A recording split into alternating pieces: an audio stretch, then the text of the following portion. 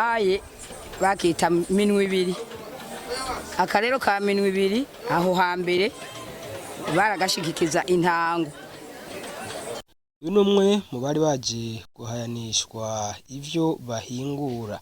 Uyu rero muhejeje kubibona n'umuterambere ahingura udukono, mbere harimwo n'udukono twa kera bakoresha mu kubandwa.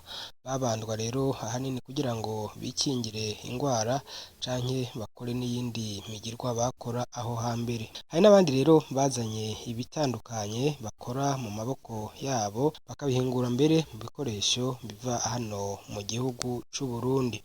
Ibyo bahingura rero birimwo ubuhinga n'ubwenge bwinshi. Rero tubareke mwumvirize ingene babihingura, mwongere murabe n'ivyari vyo. Nitwa Jonas Nijimbere, nkabasanzwe ndi mu artiste peinture ibubanza. Twaje tuzanye ibicapo amadese atandukanye, hariho realiste, kabaho abstraction n'ibindi byinshi. Sinajeje nyene tuhavangiye hano nko kumubona turi intara nyinshi zitandukanye. Jewe ubwa mbere yari impano kandi naranavyize no mw'ishuri.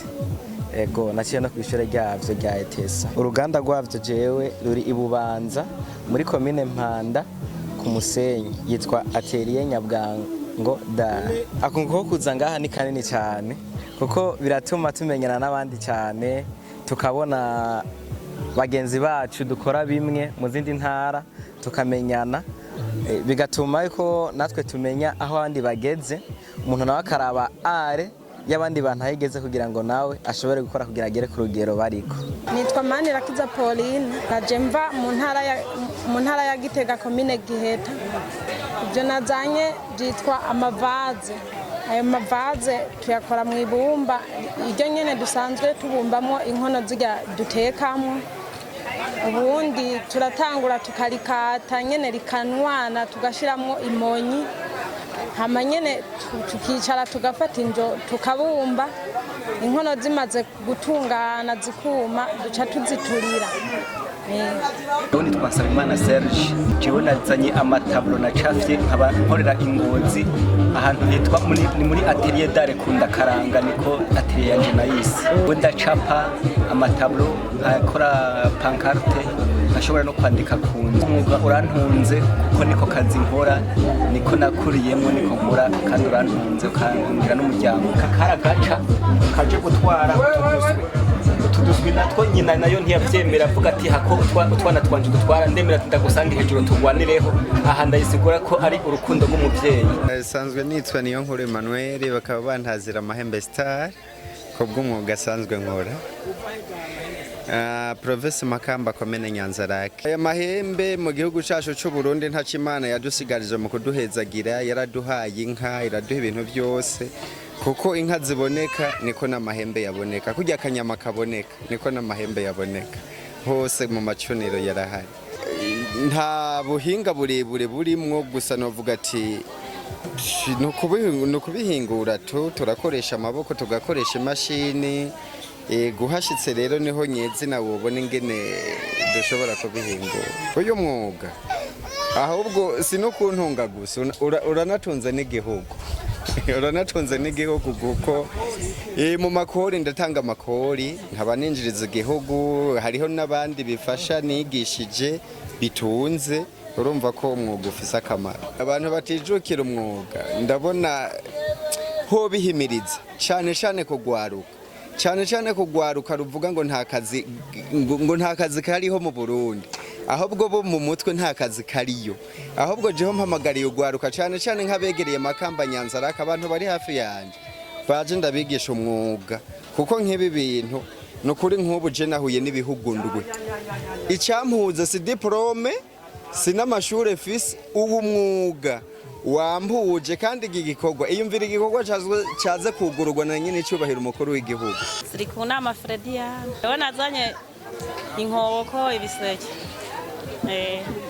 Turabihingura mu bwatsi bw'ishinge bumera mu ishyamba, ibiseke tugaca dukoresha inyuzi zigunira, tukaza tuzibuza urushinge tugenda tuboha tujisha.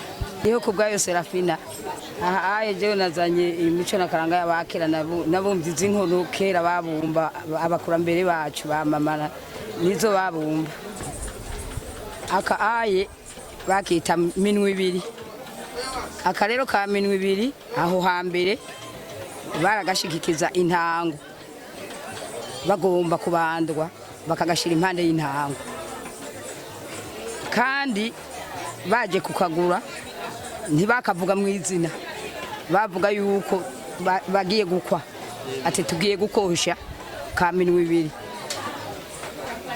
bakavuze mu izina haca habiki bakavuze mu izina yuko ari minwe ibiri canke yuko bagiye kugura inkono ya minwe ibiri ntibyakora neza bagira ati tugiye gukosha minwe ibiri ati agakono ka minwe ibiri niko tugiye gukosha nta muntu yagahangara ngo akavuge mu izina oya iyi nayo bayita bigombo iyi rero ya bigombo hageze igihe cyo kubandwa niyo bashiramwe umuhozo hama rero bashizemo umuhozo hageze kubandwa ndaza kukwereka niyo ikisigura hageze kubandwa birabingwa yera hama rero bateretse impande y'intango iya bigomba bayishigikiza intango y'ugwagwa n'impeke kandi ugwagwa ntigwari rukaze cyane hakuru bakunda kubandwa bafise impeke intango y'impeke ugwagwa bakaruzana bakarushigikiza rukanwa bijya bihweba bikuru bikuru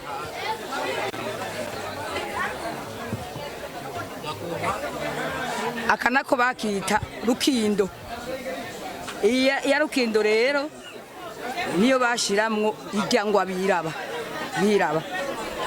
hama ni rukindo nyene baba bayirabyingwa nayo nyene ikamenyekanisha yuko hari mwingwa ibihweba byiraba hariho n'utundi nyene tw'ubwato akato kakera iyi nayo bayita intakombwa iyi ntakombwa rero kara kantu kera ibyo by'ikizungu bitaraza ku mico ya kera bakagira igongero iyi nakombwa yarashobora kumara nk'inzoga ikamaramwe iminsi kandi umutama akatwaye kwibara agiye kugura inzoga yagafata uku akicumitira mu ikoti ntawamenye ikirimo hama rero ashitse muhira shikapisa kororera umupfasoni wiwe tehera abananje iyo navuye nari gusuma bahejeje rero gufungura bagaca bashoza ko yanzoga batwaye muri akagata kombwa urabona imbere ntigakogwamwo hari naho twagasumbye bakagira karekara abakurambere bakakagira akazosi karekare agafata umukuzi utu tuntu hari abagikurikiza imico y'abakera muronka udushorera mugarasoboka mwibanga kubera bakirisi baragwiriye agasoboka mwibanga kagatuma nawe rero gaheza wakakoze wakabumbye ntiwanikira habona ngo baze barakaraba bose cunyegeza ugashira mu kandi rero ugatwara karaheza karamukingira bijya byakera niyo ababa baramuroze nk'amaguru agashira mu ntuze nk'umuhozo akazara kandisha kuri ya maguru imihozo ya kera kandisha ku maguru hakandisha ku maguru kugeza hagororoka ya maguru. Aha rero mukamenya ko iri hayanishwa ryari ryitabwe n'ibihugu indwi vyo muri kano karere.